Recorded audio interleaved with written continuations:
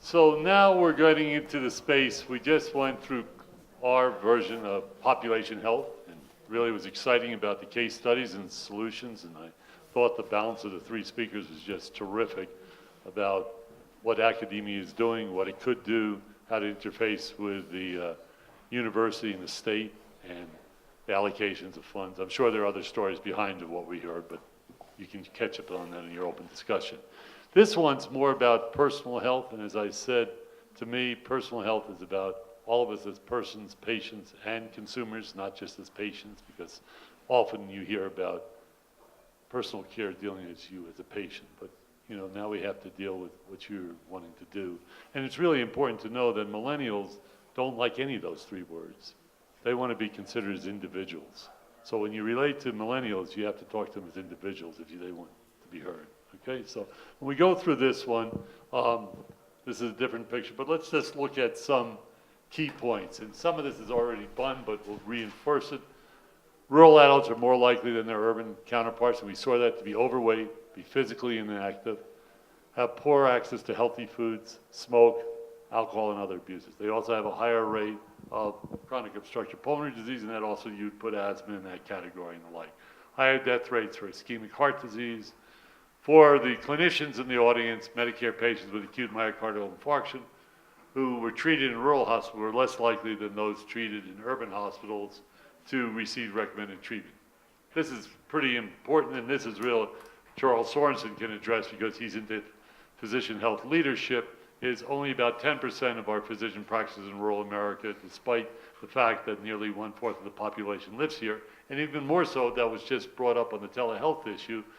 In rural America, the number of specialists per 100,000 population is 40.1, whereas in urban America, it's 134.1.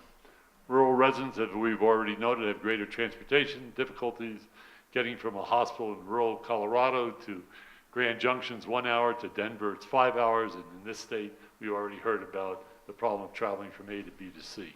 And then the last one, which is a critical issue, is Medicare patient payments to rural physicians and hospitals are dramatically less than those to their urban counterparts for equivalent services. So in our panel today, we have three distinguished individuals. I've gotten to know each one, and they're all special. First one is Charles, and he's given me permission to call him Chuck. Charles is out of Utah, trained early there, then went back east to an establishment in New York, Cornell, and then came back and has been totally dedicated to one of the premier not-for-profit institutions in the country, and was really put on the pedestal for Obamacare. That's Intermountain. And quickly on the other ones, no shortage of introduction. Teacher just joined the faculty at Stanford, came out throughout the entire world on major issues, and has a background that's very thoughtful and generous in this area. And that's Gabe, who's really unique, was born in Havana, Cuba, and then came out to the East Coast, came out here, and is very much into the interface between academia and the community and the students. So with that, Charles.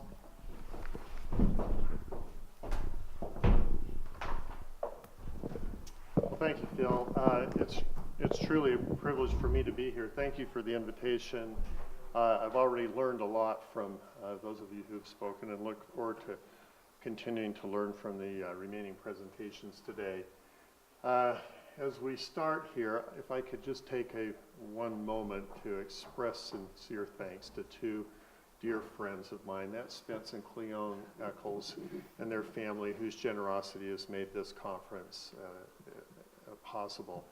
Spence and Cleone are two of Utah's most beloved, distinguished, and generous citizens. They've been a remarkable asset for our community, extending not only help through their means, but also importantly through their wisdom and vision of how we can be together a better and a healthier community.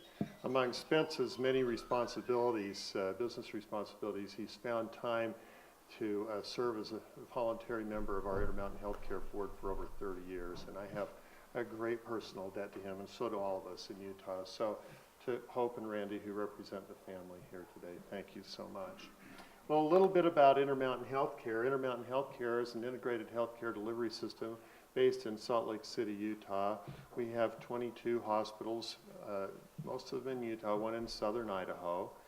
In 1983, added to the hospitals was a health plan known as Select Health, was a fully owned, not-for-profit health plan, which was started because of the vision of the leaders at Intermountain at that time to have the health insurance company on the same page with the hospitals and the physicians, sharing information that would contribute to better outcomes. Information that sometimes only the health plan has, like did the patient actually get her prescription filled for her antihypertensive or for her child's asthma condition.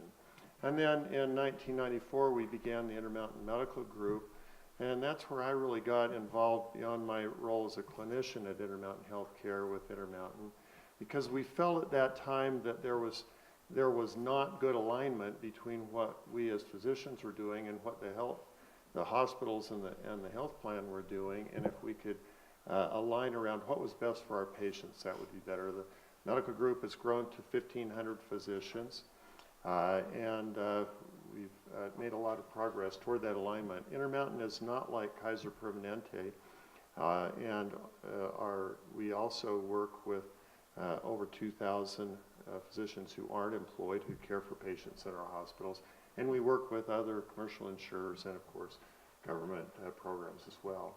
The other thing about Intermountain is starting 20 years ago now, we started what we called our clinical programs, which is our system-wide focus on implementation of evidence-based best practices for our patients.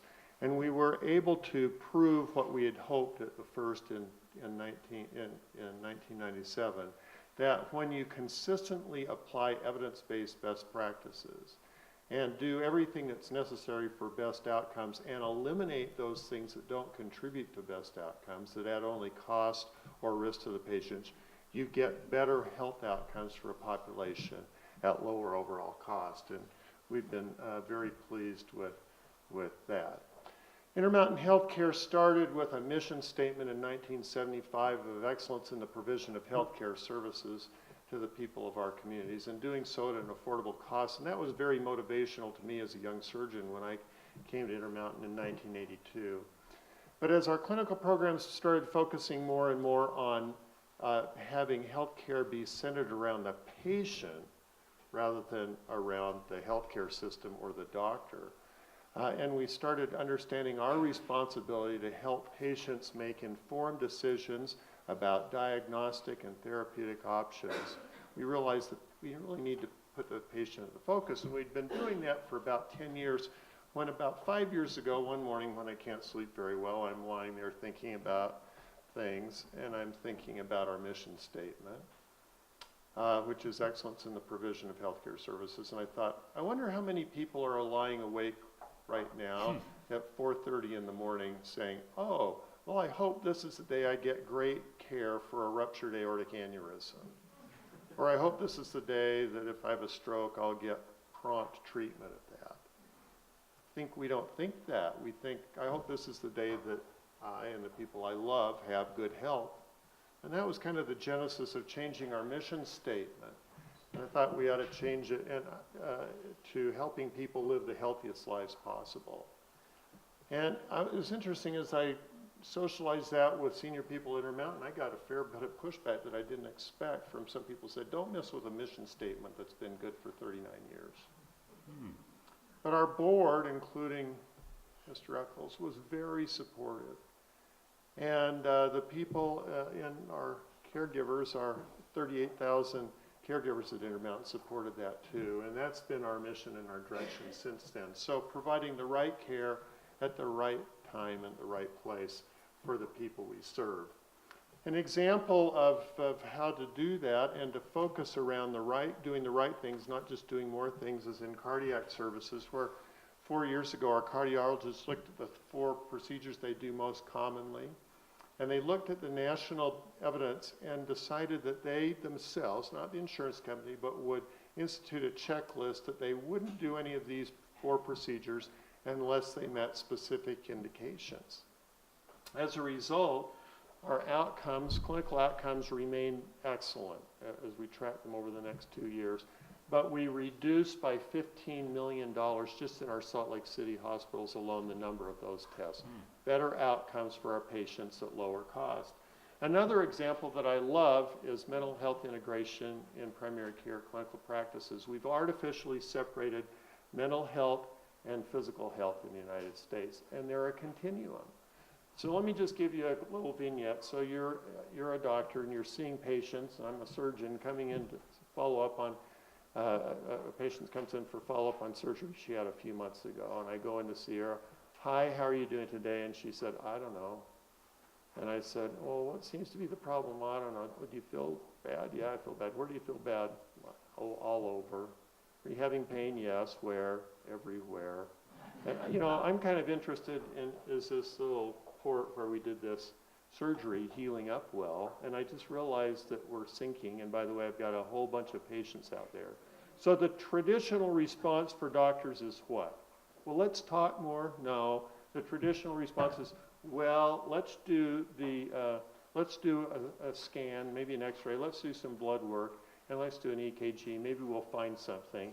And the real thought is, I don't think there's anything serious going on here, but this will postpone things, and then she can come back in a couple of weeks for the results of that, and somehow magically maybe these other problems have gone away. Well, what we've done is integrated into our practices, behavioral health people, so that the doctor now can say, you seem like you're discouraged, are you? Yeah, I am. Let me have Sally come in and talk to you. She's on our team. And she can ask you a few questions and understand this better. She goes in there, spends half an hour with the patient, comes back and says, you know, your patient's depressed. And she would benefit by being on some medication. What do we get? We get dramatically better outcomes. We solve problems rather than postpone them. But look what happened to costs and services. In the group, that when we implemented that in our medical group, 23% reduced emergency services, not for psychiatric problems, but for general medical problems. Reduced hospital admissions, again, for medical diagnoses, not just for psychiatric. Reduced visits, and overall reduced costs. That's what happens when you align incentives for best outcomes, and you move away from fee-for-service. Just quickly as we close, a few technologies that help us improve quality access and affordability to our rural communities, of which there are many in Utah like there are here. One, and I hesitate to talk about asthma in front of an expert over there, you can correct me if you want, but one of the things that we have unnecessary emergency room visits with our pediatric patients who aren't on their medication. So we put together a little application on your smartphone once a week, goes to mom, and she can say, has my child had any of these symptoms, like waking at night, unable to breathe, limiting activities, missing school, or other things. And if that's happening, it contacts the doctor to see if the medications need to be changed. Well, the interesting thing is it's dramatically reduced emergency room visits and admissions for asthma, reduced cost. And what's the population that has been most benefited by that? It's been our Medicaid patients and our rural patients, which is exciting. So telehealth, just to briefly mention, we've had in the last year 230,000 interactions in critical care. Now, all our critical care beds in all of our hospitals are monitored 24/7 by specialists in a health hub. Look at that, you know, the total patients that we've seen, 33% reduced mortality, and we've been able to keep patients closer to home in smaller community hospitals because we have experts there watching them continually and interacting with people. Stroke, we have immediate access in our small rural hospitals to an expert who can interpret a CT scan to see if the patient needs an intervention with a thrombolytic. Same thing with oncology consultations, crisis care, psychiatric expertise extended to our small rural communities, infectious disease consultation, and newborn critical care. I've got a video on that, but I won't show it just for sake of time. We'll just move on to say that today all of us recognize that something that impacts on each of us, whether we're in a rural or urban community, is public policy, has such a dramatic effect. And it's sobering to think about the weight of the things before the Congress right now. The president recognized a little while ago that it was complicated. Nobody knew that healthcare could be so complicated. Well, I think a few people probably had that idea. And I've been following the news too, minute by minute. Looks like a vote's going to be postponed, which is good, because we need to really focus on what is right for Americans and have a health policy that works. But overall, I have to tell, I'm like Phil, I remain optimistic, and I agree with, we at Intermountain Healthcare agree with Don Berwick, the former administrator of CMS. More than most people, I understand that anything can happen in healthcare policy, but we can't imagine a scenario where the winning outcome isn't low-cost, high-value healthcare. And I always like to quote, it's attributed to Winston Churchill. You'll look on those websites where maybe it didn't come from him, but I love saying it anyway. You can always count on Americans to do the right thing after they've tried all other options. So we're going through those phases. I think we'll get there. Thank you.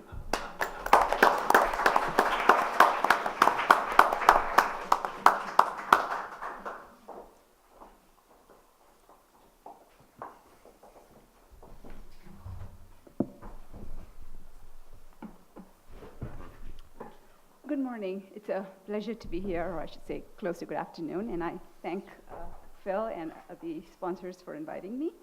So let me tell you my story. At the age of 23, I found myself a doctor in a country of 1 billion, where less than 40%, or 40% of them are less than 15 years of age. I treated TB, malnutrition, infectious diseases, and surprisingly also in the affluent, obesity, heart disease, and diabetes. And I was idealistic. I was 23, and I wanted to take a village and make it the healthcare model of India. But then I got married, and my husband wanted to come to the US. And interestingly, I'm one of those reluctant immigrants. So Trump would be very happy with me. I did not want to come here. But my husband came here, and I came. And I came with a lot of feeling of, I'm going from a country of have-nots to a country of haves. There was a cultural shock, a healthcare shock. But after coming here, I realized that what I heard this morning, there is a lot of have-nots here too.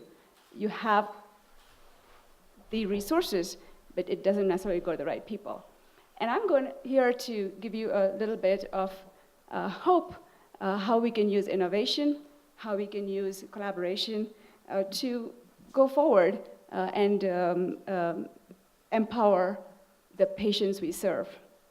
So my talk is really an extension of what Chuck beautifully said about taking asthma to the home. So I'm telling you how we took asthma from the hospital to the home in Kansas City.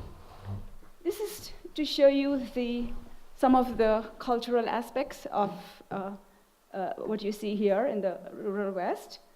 And it's not very different from India. Look at that, isn't it?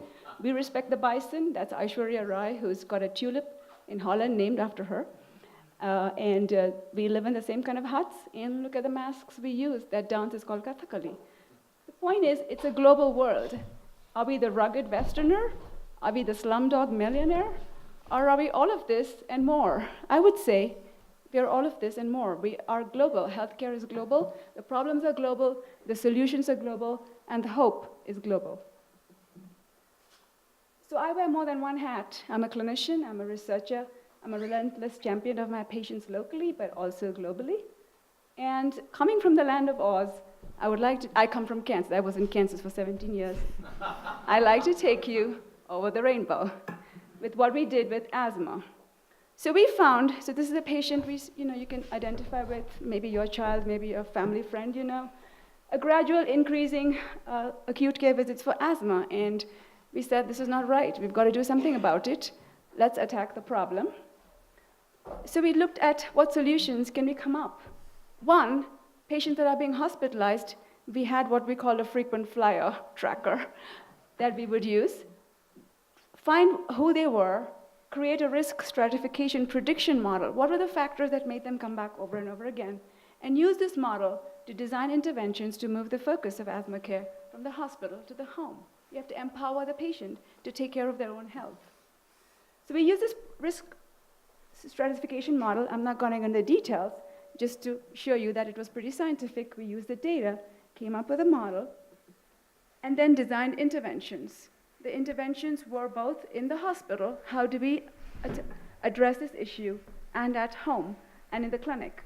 But a big issue we realized, part of the empowerment, part of the knowledge, was the patients needed to have the knowledge of how to take care of the asthma, to identify the risk factors, to know what was in their home and environment that was triggering the asthma. And we started the environmental program, which related to dealing with all aspects of the environment, including going to the house, measuring the air, and assessing their home and giving teaching, as I'll show you.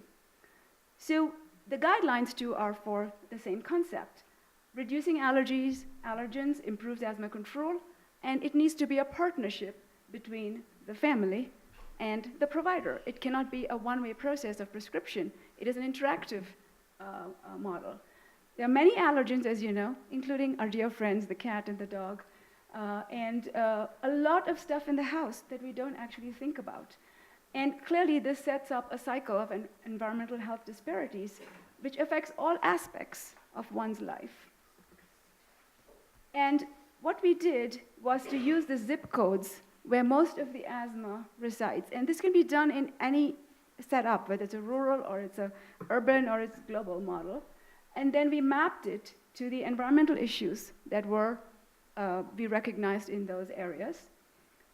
And then went to the house to assess different aspects and provide personalized education and avoidance. As you can see the candles out there. That's wonderful. We love having candles, smelly, beautiful smelling incense, but it triggers asthma. So an asthmatic person is not a great idea. We don't pay attention to the mold that's there, the dampness, the basement. We don't pay attention to the cleaners, the cleaning agents that can trigger asthma. We don't pay attention to the insect remnants that tell us there may be roach and rats, and those are triggers of asthma. So there's a lot of stuff we don't think about that contribute to asthma. We don't think about the carpeting. We don't think about junk causing dust mites. We're not aware, and this is something we can gradually make changes in our own house slowly over time. We also need to tailor our education to the literacy of the patient. This happens to be my son who's in Cal Berkeley, but he too needs to be taught in a manner that he understands. For instance, he's on allergy shots, and when he comes to the clinic, the nurses always ask him, "Did you take your Zyrtec today?" And he came to me and said, "Mom, you're a bad allergist. You've told me to take Allegra, but my nurse asked me about Zyrtec." So it doesn't matter how smart they are, they still have perceptions that need to be improved. And the reason I give him Allegra is because it's non-sedating, and I don't want him to blame his math grades on my pill that I gave him. But they both work well, and he doesn't know that. So it doesn't matter how literate the person is, you still have to tailor your education. And we've resorted to things like labeling slow and fast for the reliever, for the inhaler. We have boxes, we have pictorial plans. We use things like bunnies, and we actually even have kits where we put the medicines in and label them and give it, just trying different things to tailor the knowledge to the patient. And we did get results, just like Chuck showed in his model. We showed decreased in clinic visits and hospitalizations and ED visits, all very nice. And we also use telemedicine, which is very, very effective because Kansas does have a rural population. And for instance, in Wichita, when the tornado hit, there was a big problem, and the allergist practices were destroyed. So we did remote medicine. That's how it started. But it works really well, and you can see, and the patient can see the eardrum, can listen to their heartbeat. So it's pretty cool to do it that way. And we found that the outcomes were equally good. Now, I'll just show you another model at Stanford, where we also took a problem in the community and tried to attack it. And that was the increasing impact of pollution on asthma prevalence. So as you can see, there's an increase in the particulate size of PM 2.5, which exceeds standards. And we also noticed there was an increase in asthma in the same population. So we took the patient samples and thought, you know what if we showed that it did affect their immune system? So not only does it worsen their asthma, it also makes their immune system much worse. And we looked at it, and we did find that among asthmatics, the effect, and I'm just showing you an example of one of the volatile compounds, did affect their immune system in a sustained manner. We wrote about this And because of that, we are now asked to be advisors to the city planning boards. And we can now work with the community to ensure better air quality in homes and neighborhoods because we have the research to show that it makes a difference. And there were many other aspects of the community we were involved in, but I didn't show you all that. So the point is that we can actually use innovation, we can use collaboration, we can use adaptability to empower the patient to get better. So this was the group that worked on this, and that's the Stanford group that's ever expanding. We're doing really fantastic work, I would say, on asthma and allergies, including food allergies. Since I still have a couple of minutes, right? 2 minutes, great. Let me show you this about how we can take asthma, how we can use innovation, even on an individual one-on-one basis. So the issues I found were there's no tool to test asthma in children less than 5 years of age. There's no tool to measure airway inflammation, which is a very important component. And we don't have the spacers. The spacers are expensive. They cost $60 a piece. And we needed an inexpensive way of doing that. So this is what I did. So I actually trained at the Cleveland Clinic. And when I moved to Kansas City, I used the Cleveland Indian balloons, modified it to collect the air samples. And then we used a machine that could measure a chemical called nitric oxide, which is a marker of inflammation, and showed some studies. And then over time, people started doing that. And now we have a device to measure exhaled nitric oxide, which is FDA approved. And there is now part of clinical practice. We have joint statements, it's standard of care, and we can use it to measure inflammation. The other fantastic example I want to share with you is at Stanford, where the spacer issue was solved by this really inexpensive one-sheet paper model by the biodesign group that folded this and can now be used. So my message is that with innovation, with collaboration between academic centers and between people who care and the community, we can really come up with solutions and empower our patients, which is our ultimate goal, to take care of their health. Thank you very much.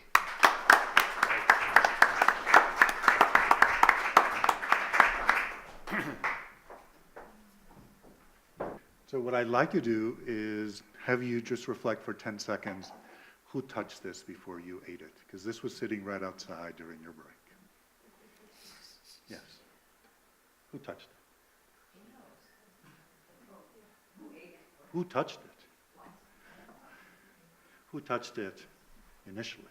Who provided this to your table? A Mexican agricultural farm worker, living either in this country or in Mexico. So we have pineapples here, so those have traveled. And those are the people I'm going to talk to you about today. Because my sense is that I want to put a face on rural healthcare in a different way that you may have seen it through what I would consider to be more summary data.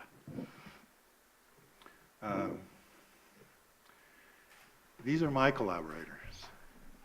And my collaborators include Rufino on the upper left. He's a union worker. He teaches my class. He organizes indigenous Oaxacans in this country to, in fact, attempt to make sure that the laws of the land are actually applied in the field. Okay? And he was inspired to do so by Jonathan Fox, who is formerly at UC Santa Cruz as a political scientist. And Jonathan's work was actually to make sure that Rufino had the power, okay, and the knowledge and the skills and the access to the lawyers that could support his efforts in guaranteeing that the rights of the farm workers were actually being maintained on the field. They both teach my class. Actually, Jonathan's graduate assistant was my first co-teacher of the class. But most importantly, it's Maria Isabel, who may have touched many of these in her career and in her short life. So in 2008, we heard in our news that there had been a farm worker death from environmental heat illness, from heat stroke, and it happened to be this young woman. And this young woman died in a field in Turlock, California, because she had no breaks in her 9-hour day. She happened to be pregnant at the time. She had no easy access to either a bathroom or water in her field where she was working. And by the time that it was recognized that she was ill because she just collapsed in the field, there was some delay in getting her medical attention because there was first a sort of a blaming accident to say, well, what's happening here? Are we going to be blamed for her death? There was also a fear that delayed it. It said, I'm undocumented, she's undocumented, where are we going to show up to be able to get health care? And so by the time she arrives at the Turlock Hospital, her body core temperature was 108 degrees, and she died very soon thereafter. Okay? So it's this group of people that inspire me to teach, because it's their interactions and starting to say, so how do we actually care for the people who are most vulnerable in our rural lives? And I concentrate on agricultural field workers. So who are they? They are young people. They're mostly Mexican or Central Americans. They speak Spanish, and 20% of them will speak an indigenous Mexican language. They're undocumented. They come as parents or parents-to-be, and they generally underuse our social service. Okay? And they're amazingly economically vulnerable. Amazingly economically vulnerable. So the median family income in their households is about $12,000 a year. That's half of the national poverty level for a family of 4. They need to hold many jobs in the year to maintain that level of income. It's the small minority of farm workers who can actually hold one job all year and live in one community all year to be able to get a living wage. Okay?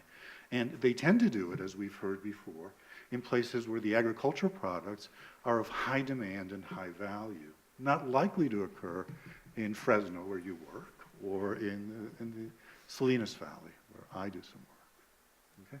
And thus, most of them are living in poverty. Field work is dangerous. That's why nobody else wants to do it. It's hard and it's dangerous. So the high fatality rate of field workers is 4 or 5 times what it is for other workers. I mentioned this case of heat stroke or environmental heat illness, but there are increased rates of non-fatal injuries, chronic pain, heart disease, cancer, chronic infections, and chronic symptoms that relate to pesticide exposure. And children suffer high rates of similar health problems. And in this week's New England Journal, we had this article about the differences in rural health and urban health among children, okay, particularly in behavioral, mental, and developmental problems. So I'm going to tell you about the work of Seth Holmes. I met Seth when he was an internal medicine resident at Penn, because I had read his work that he had done as a PhD student in medical anthropology at UCSF. And I wanted to actually hire him at Stanford. So we had a nice dinner. And what he did for his PhD thesis is he actually lived on a farm in a labor camp, and he picked with the rest of us. He met wonderful people from where I do my teaching, which is in southern Mexico and Oaxaca. And what he did was he tried to create a social hierarchy of that farm through using traditional ethnographic data gathering. And what he found was that there were people in the farm who had the most respect, the best health, good financial security, and control over their own time and control over people's labors. And then he said, well, who are those people and who are at the bottom of the scale in our farms? And what he found was that the type of work that you did generally defined your privilege. So if you were privileged, you tended to do indoor work, sometimes with, sometimes without the air conditioner, work that was sitting, that if you're less privileged, you did standing work, and that if you were at the bottom of the social desirability scale, that you tended to do outdoor work, and particularly kneeling work. And it takes a kneeler to give you the strawberry. Okay? The strawberry. I won't even talk about blackberries. The social hierarchy also depends on whether or not you have a legal status in this country. So US citizens versus US residents versus people who are undocumented segregated themselves very nicely along the social structure of the farm. The language that was spoken also meant whether you interacted with public or not, or whether you interacted with the person who was actually weighing the grapes or weighing the berries that were going to let you know what you were going to earn that day or not. But if you only spoke Triqui, which is an indigenous Mexican language, you're not likely to be the person on the scale, and you certainly not likely to be at the phone.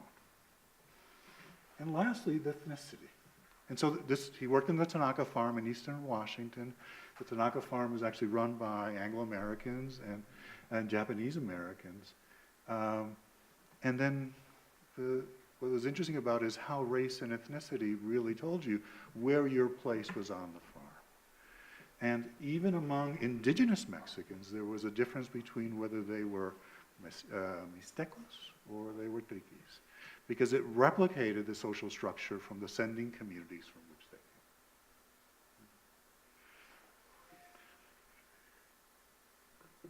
came. So we have to think of this in the setting of migration, because most of the people who actually deliver us the fruit that we eat, that we value, okay, are folks that are migrating for all the reasons that migrants try: poverty, conflict, human rights violations, et cetera. And it not only affects the health of the migrant, but also the health of the families from the sending communities and from the receiving communities. And, you know, we have grandparents and single parents and aunts and uncles raising your kids if you're working the service industry in LA, but your sending community is in rural Oaxaca, Mexico. The remittances are important to Mexico. They are 2.5% and rising of their GDP, okay? Because they build resources back home where they all eventually want to be. And they can be disincentives to continued education. But when I think of migration, I think of it as a social determinant of health due to the cumulative vulnerabilities that it brings to it. And this is just a partial list. And it's just for you to read. I'm not going to read them. But the thing is that all of these things, which you talked about, Phil, in your social ecologic sort of view of health, are things that impact and create barriers to health. And most of us spend most of our time saying, so how are we going to solve these barriers? And I told you that I would at least lead you to lunch. So I'm going to give you a solution. This is a woman and her child in front of her house. I would tell David that this is a creative use of public lands. Okay? You may see this as a homeless woman, but she has a home. It is this tent. And she's just done the laundry, and she's getting her kid ready for school in the morning. So who is this person? And do we value what she has to say regarding her own health care and regarding her own health?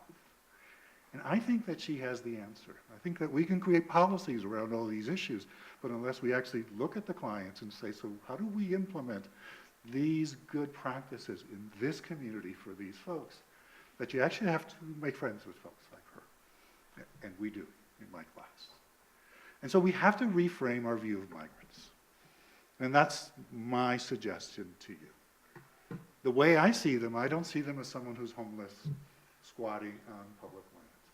I see them as people who are amazingly flexible, define adaptability, have an amazing pragmatic approach to how they select where they live and where they work and what they do, have better traditions than all of us because they actually bring in the knowledge from their old cultural and social lives and gather new knowledge from their new cultural and social life to help solve their problems. They have the time to take the time to understand and adapt to their receiving environments. They are connected. I actually had trouble with the last unconnected sort of, look, these families are closely tied to their family and their sending community, are closely tied to everybody else who's living in the labor camp. They have to figure out how they're going to charge their cell phone. It's hard to charge it in a national park, but it can be done, okay? And so they have to be amazingly resourceful, okay? So I'm going to give you an example based on this family. So Rufino had to solve a problem, which is that when people who speak only a Mexican indigenous language show up for healthcare, we don't have a ready cadre of interpreters for them. And we think of the first step in cultural competency training, which is the first step in engaging with the public, and be able to provide appropriate signage and good communication tools. But try to find a tricky interpreter in your hospital. It's not likely to happen. But who speaks that language? His union workers. So one of his union workers said, what if instead of you teaching me this English as a second language class, you also teach me a class that teaches me how to be a certified interpreter? Doubled their income. They needed a cell phone, so they had a cell phone then, because they needed to be contacted. Okay? And now, if I see an indigenous health worker in my clinic, which I see, and they need a Zapotec or Mixtec interpreter, I know who to call. And I know who to call because they actually came with their ability to speak now 3 languages: Spanish, the English that they were learning, and their original language. Now, I sent a student to Fresno to try to figure out, do any of the physicians in this area know that they're seeing people who don't speak Spanish when they think they're coming in as Latinos?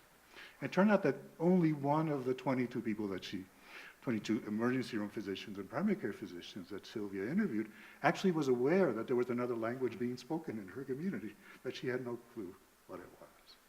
And so the solution that we came up with the union workers is that their union card, which they generally have when they're at work, actually has the cell phone number of the interpreter service. So when they come in for care and they show them their card, they just show them and say, call this, okay? And they will get then a language appropriate interpreter. So I'm not going to show the summary tide. What I am going to tell you is that I think that we need to bring the academy needs to bring the principles that will guide policy, but we need to listen very carefully to the small stories in our communities that will tell us how best to implement them and how to get that implementation to actually stick. Thanks.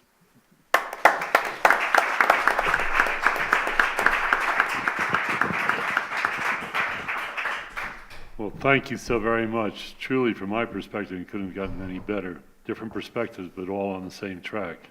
The only question I would ask before I turn it over is, each one of you, I'd like you to play the role of futurist. So you've talked about the issues now, the critical issues, some innovative solutions. So real quickly, where do you think our healthcare delivery system will be 5 years from now?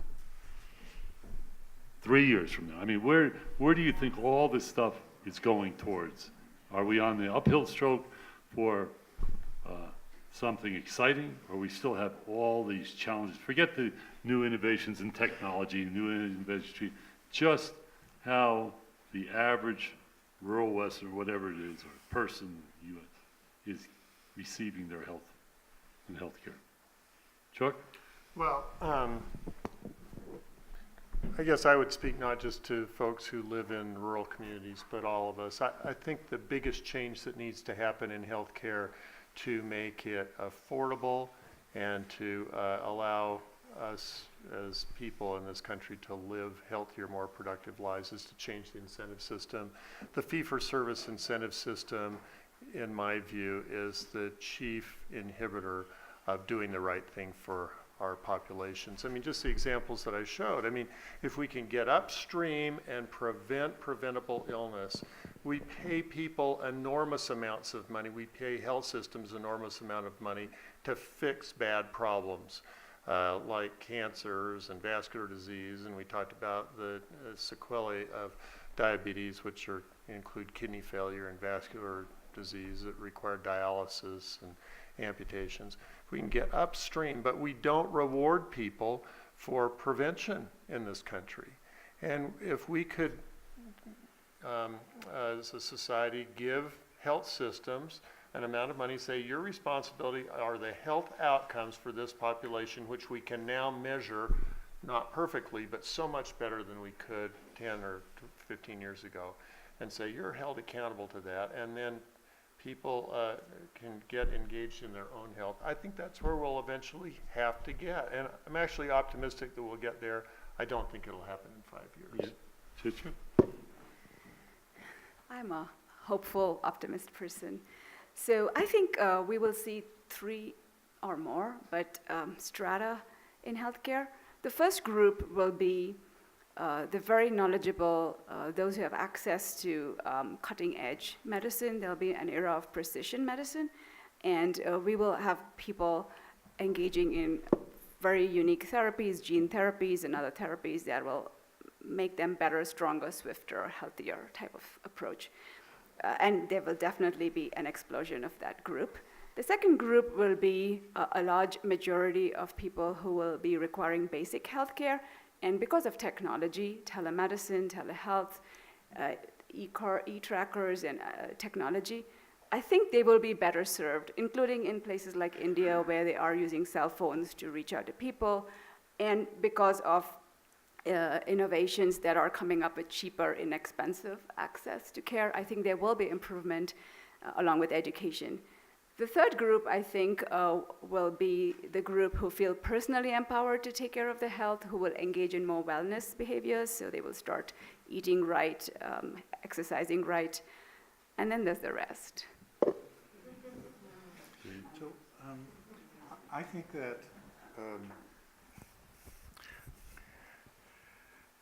think that solutions are likely to be coming from people who focus on health and not healthcare. Okay? Because ultimately, health is a process of your circumstances, your economic circumstances and your social and environmental circumstances. And if you focus on health, then we're going to need to create amazingly good strategic alliances with people who don't do healthcare for a living and learn how to work with them well. So if I see the healthcare of the future, when we, a few years ago, one of our rural communities in the San Mateo County coastline lost their healthcare provider, and I sent a student there to say, well, what should the next providing sort of agency look like? What we came up with by talking to the individuals who were trying to get healthcare there was not one that was physician-based, but one that was promotora-based, as we've talked about, one that had one public health nurse and had a 10% time of a physician. And we felt that was not only appropriate, but ideal for that particular community. When I went to the county, for whom I'm a commissioner now, and I talked to them and said, this is what we should do, they looked at me and said, we don't do community health workers. We don't do promotoras. We don't have a job description for somebody like that. And I said, well, would you at least admit them to the community college where I can train them, where we can train them? And so we had the local social service agencies actually get the grant that will train and deploy the community health workers, while the county gave us the grant that deployed the public health nurse and 10% of a doctor's time. Okay? And it's what that particular community needed. So these kinds of community partnerships, looking at solving local problems locally and thinking about health before healthcare, is, I think, the way we're going to go. Let's open it up. We have several minutes between your good question, their creative solution, and lunch. Now, what's the priority? Okay, I hear you. You all have questions. The first one, right back in there. Oh, thank you. That's what my wife would have recommended. Take the mic away from me. Thank you. My name is Stephen Wust. I'm the chief geologist at the New Mexico State Land Office. And I've done enough public meetings in my career that I don't mind standing up and having a big target on my chest.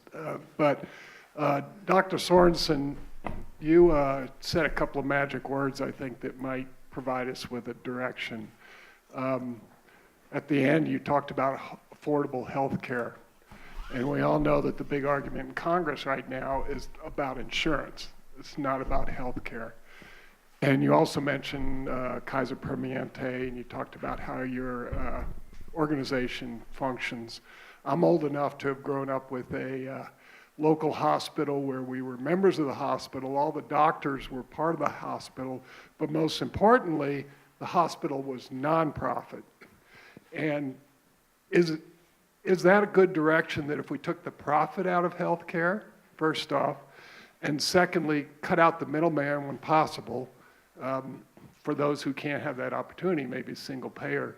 But wouldn't those two things right away provide all of us with some more common accessibility to healthcare, and therefore spread it out more and go towards the ultimate goal of health? Yeah, the short answer to your question, in my view, is yes. The longer answer is that most healthcare, hospital care, is provided by not-for-profit health systems in the country. The problem is that way too many, I don't know if I should say most, but maybe most not-for-profit health systems really don't focus on affordability of healthcare or on health. They run like any other business. They realize their revenue source under the current fee-for-service system is doing more things. So what do?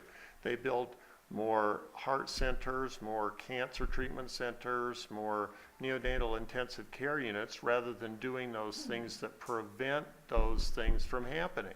They advertise the availability of their emergency rooms and encourage people who have minor illnesses to go get treated in an emergency room where the costs are 10 times what they would be in a physician's office. And so I don't think we're going to really change those kind of things until we change how we're paid in healthcare. And again, I think that it ought to be paid on a population basis, and we ought to be held accountable, as Phil said earlier, for the basic core measures of health, healthy outcomes for the populations we serve. And when we need to because we're always going to have to fix problems. That's always going to happen. But we need to be accountable for patient safety and for helping patients make decisions on their diagnostic and their therapeutic options that are aligned with their personal values and their cultural values. Other questions? Yeah, Pat, Shay. I am the first in the family to go to college, and I defend universities constantly. But one of the paradoxes I observe about higher education in America is we produce too many lawyers, which don't solve problems, and then we produce too few healthcare workers that could solve problems. How do we reverse that element, so to speak, and produce people who are willing to work for less than a six-figure salary, but who will do the health education that's needed? Well, let me just say something briefly, and then I think other panelists can.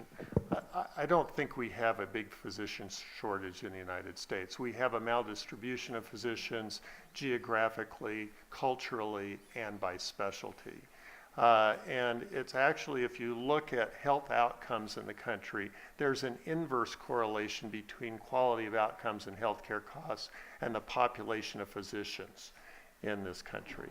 And it's because doctors are there under the fee-for-service system to do stuff, whether or not it adds value. And I think that what you talked about, Gabe, is just right. And we heard it earlier from Sally, to get people out there in the community who get way upstream and talk about health issues before they become health problems. So one of the things that I teach to I teach only undergraduates, because when they arrive in medical school already differentiated, they're not as malleable. And so I teach college students only, and predominantly. And I teach and the purpose of the class is for them to understand their potential role in the advocacy piece that's linked to this spectrum of prevention that you showed the slide of. So sure enough, if you go far upstream, you're going to be thinking about how to change policy and how to change sort of the values that your neighborhood and your society places on different individuals in your society, and that's in that realm. But you can start at the bottom with sort of provider and clinician education and go to some of the regulations that we do within our healthcare system and go through some of the legislation then that actually informs that. And so I have one of the classes that I teach 10 quarters a year, is that I teach a media and legislative advocacy class. And the purpose of doing that is so that my students can actually speak comfortably and knowledgeably and briefly to legislators and to people who are decision makers. And the media advocacy piece is about framing. That is, it is very different to see the obesity epidemic with the USA Today cover of a fat child than to see it with the landscape of Surrey Roads and all of their fast food restaurants, right? So if you frame it in a different way, you in fact can evoke the solution that's likely to happen. But people tend to frame our health problems as individual choice problems, and we need to eliminate that. To continue along those lines, I think I agree that we have enough physician providers, and even in the models I showed you, it really wasn't about the physician in being involved as much as the entire setup we created of workers, healthcare workers, who empowered the patient, who went to the homes, who assessed, who taught, who came up with the tools to teach them, who found out what was wrong, and who continued the conversations. The physicians or the higher decision medical people were just making the algorithms and the science behind it, but the work does have to be carried out by the healthcare workers. So I would turn the question around to not that we need more physicians, we need more people engaged in healthcare, spreading the message of health and wellness targeted to the population they serve, which is not reimbursed, as you know, which is the hard part. You have to come up with models that are sustained by grant funding or other options, but not sustained by the fee-for-service model, and that needs to change. But that is the core of health delivery, is not really the higher level specialist thinking. They are important for making the process, creating the process, but the actual hands-on stuff has to be done by the healthcare workers. Does anyone else has one? Yes? Our last question for the morning. So, Michelle Berry, I have to humbly disagree, and I'll show some of the statistics. We do have a physician shortage in this country, and it is around distribution, but I would argue that we are actually educating the wrong type of medical student. We're educating them to go into the high-end specialties, not into family practice, which is what's needed in a rural setting, not into general primary health care, and not with the concept of social responsibility. Fitzhugh-Mullen wrote a great paper giving a report card of medical schools and which medical schools actually are more socially responsible and actually go into underserved areas. I'm very sorry to say, Gabe, Stanford was at the bottom of this list, and I was very thrilled to hear about what University of New Mexico, but we don't teach students preventive health care. We teach them the subspecialty care. So, Yeah, and I don't disagree with what you said. I mean, overall, but as I said, I think we have a maldistribution by specialty and by geography and by cultural. And one of the driving factors, as most of you know, is the debt load that the average American medical student emerges with. I don't know, our AMA friends know what that is. It is about $200,000. Yeah, that's what I was going to say, about $200,000 average that you start out your life. You don't own a house, you don't own maybe a car or anything, and you've got $200,000. And that drives a lot of young people into specialty choice, which is weighted heavily towards high-end technical procedures in our current system.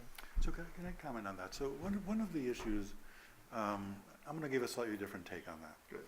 So if you graph the anticipated income from your specialty, okay, and you decide, so how many U.S. graduates are applying in that specialty every year? It is a linear curve going up like this, okay?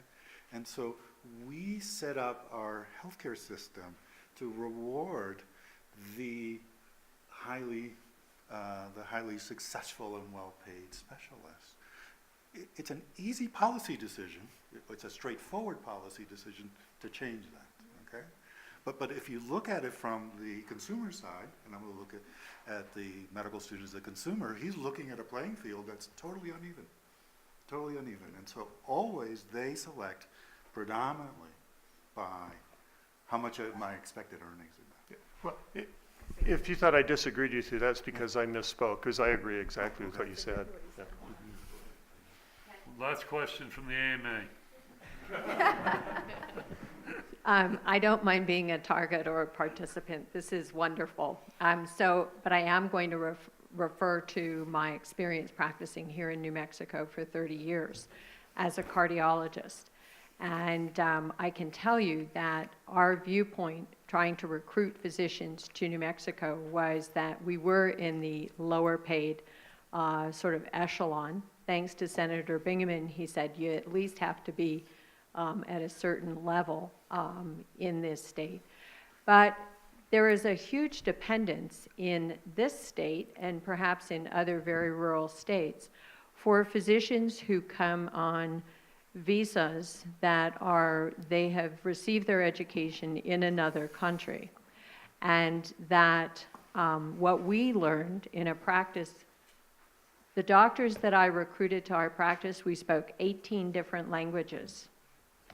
The second thing I had to learn was also that they were oftentimes the paragon in their family. And so I had physicians who were not just supporting their family in the United States, but perhaps up to 6 other individuals in their home country.